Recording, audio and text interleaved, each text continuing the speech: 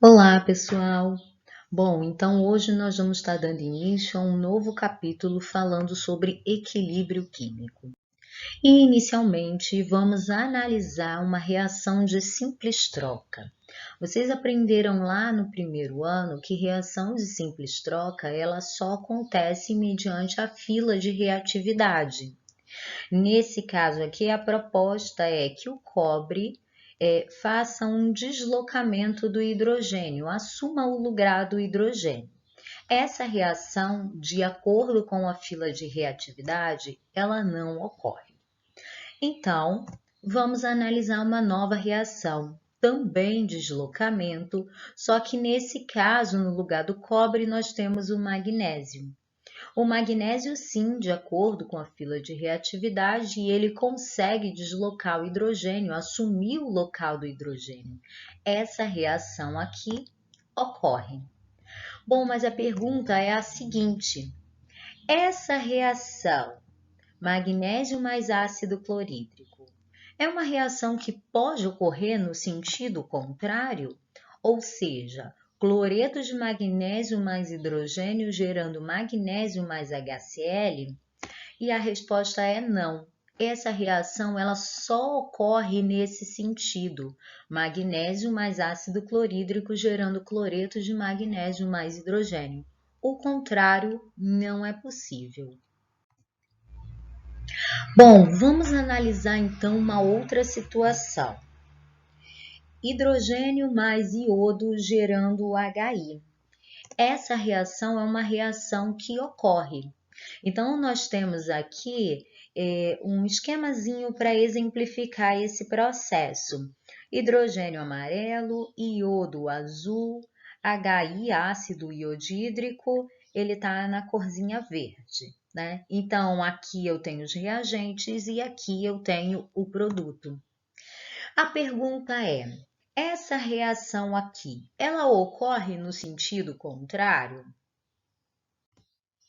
Então, vamos analisar. Agora, eu tenho o processo de decomposição. Na reação anterior, síntese, dois reagentes estavam gerando um produto. Agora, eu tenho um processo de decomposição, onde um reagente está gerando dois produtos. Essa reação aqui é uma reação que ocorre. Se essa reação ela consegue, né, se desenvolver no sentido contrário, isso indica um processo reversível, uma reação reversível. Então, o que nós podemos dizer sobre reações reversíveis? O que vem a ser uma reação reversível? É a reação na qual os reagentes se transformam nos produtos e estes, à medida que se formam, regeneram os reagentes iniciais, como foi o caso aqui. Então, a primeira equação é uma reação direta. Já a segunda equação representa uma reação inversa.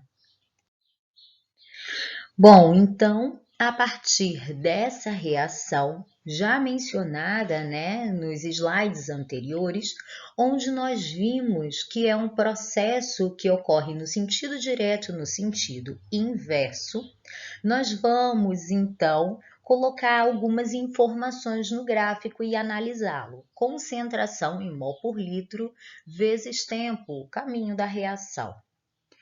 Os reagentes, eles vão sendo consumidos com o tempo, então a concentração deles vai diminuindo, aqui representado no gráfico pelas curvas 2 e 3, e o produto do meu processo ele vai aumentando com o tempo. Sua concentração, então, é representada pela curva 1.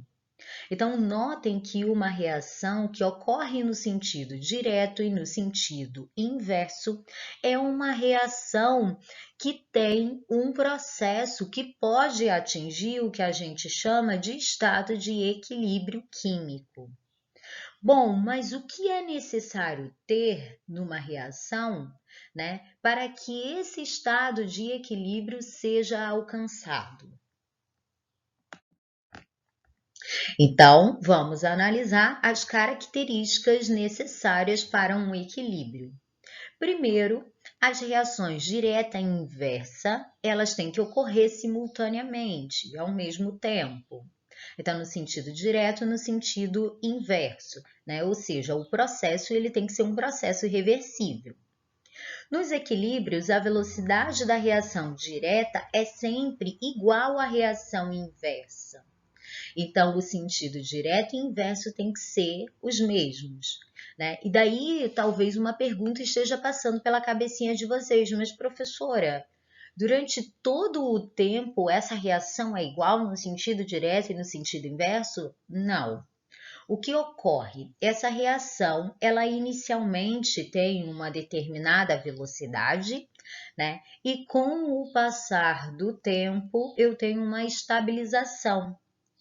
A partir de um determinado momento no meu processo, a reação direta e inversa, elas vão adquirir uma mesma velocidade, tá? Eu vou tocar nesse assunto, voltar nesse assunto no próximo slide. Continuando, então, uma outra característica importante é a não ocorrência de mudança no sistema. Isso significa que as concentrações no equilíbrio permanecem constantes. Então, a concentração ela tem que permanecer a mesma durante todo o meu processo de equilíbrio químico. Vou voltar também nesse ponto no próximo slide. E por fim, esse tipo de equilíbrio somente é obtido em ambiente fechado, em sistema fechado a uma dada temperatura. Então, eu tenho que ter condições de analisar a situação para verificar se há ou não a ocorrência de um equilíbrio químico.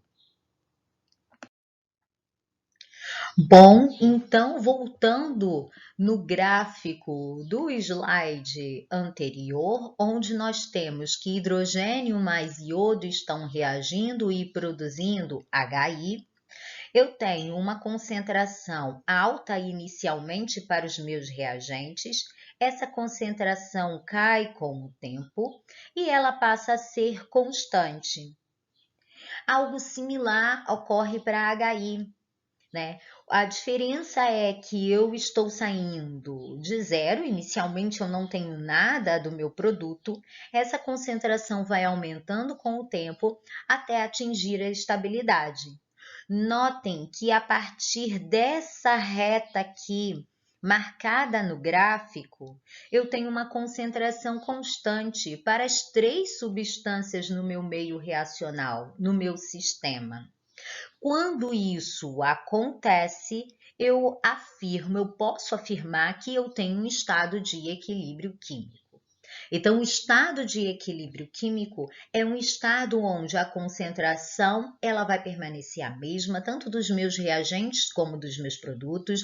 O melhor, ela vai permanecer constante ao longo do tempo. Então, reparem que em todo o processo aqui, à medida que eu vou caminhando para a direita, as concentrações elas não são alteradas, elas permanecem as mesmas. E a partir desse momento, eu tenho que as velocidades das reações direta e inversa se igualam à mesma velocidade no sentido direto e no sentido inverso. Então, retornando, para eu ter um estado de equilíbrio, eu tenho que ter reação direta e reação inversa, é o primeiro ponto. Além disso, a concentração dessas substâncias em um determinado momento no meu processo, elas precisam ser as mesmas, independente do tempo. Então, as mesmas concentrações. E além disso, eu preciso ter a mesma velocidade direta e inversa. Bom, esses são os pontos que caracterizam então um sistema num estado de equilíbrio químico.